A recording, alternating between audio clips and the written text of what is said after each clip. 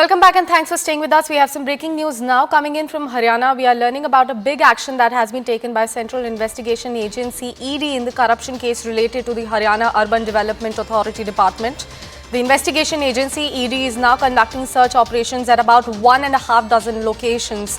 The investigation agency in fact has taken action in Chandigarh, Panchkula, Haryana. Search operations are being carried out in Mohali and other locations as well, and according to the sources, this is a case of wrongful collection of the fake refunds worth crores of rupees. This is a case of fraud committed between 2015 and 2019, and many real estate related companies and officials of Haryana may get entangled in this particular matter. Serious concern there in Haryana. ED sources on Haryana raids are now searching and are going on 18 locations in case of Haryana Shahri Vikas Pradhikaran. A fake refund scam basically. We'll give you more details about this scam as well as the ED searches that are going on at different locations, for which we have News 18 Shankar Anand joining us on the phone line.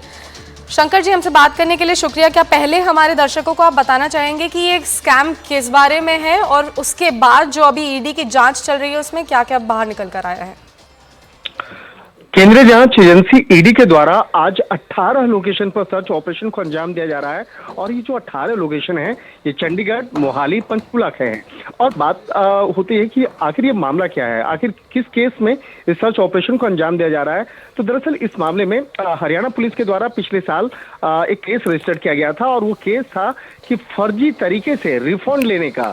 ये मामला जो है हरियाणा शहरी विकास प्राधिकरण, जिसे हम लोग पुराने नाम से हुडा के नाम से जानते थे, तो इस मामले में किस तरह से फर्जी तरीके से रिफंड लिया गया था, करोड़ रुपए का रिफंड लिया गया था।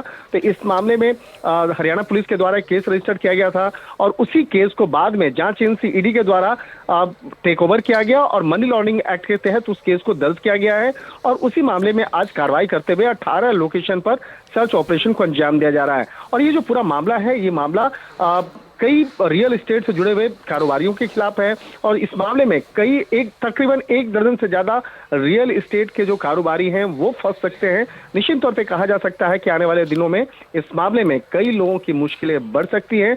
तौर पर कई ऐसे रियल एस्टेट से जुड़े हुए लोग और इसके साथ साथ जो सरकारी और प्राइवेट लोग हैं वो भी अब जांच एजेंसी के रडार पर आ गए हैं। जल्द ही इस मामले में जांच एजेंसी के द्वारा कई बड़े खुलासे किए जा सकते हैं।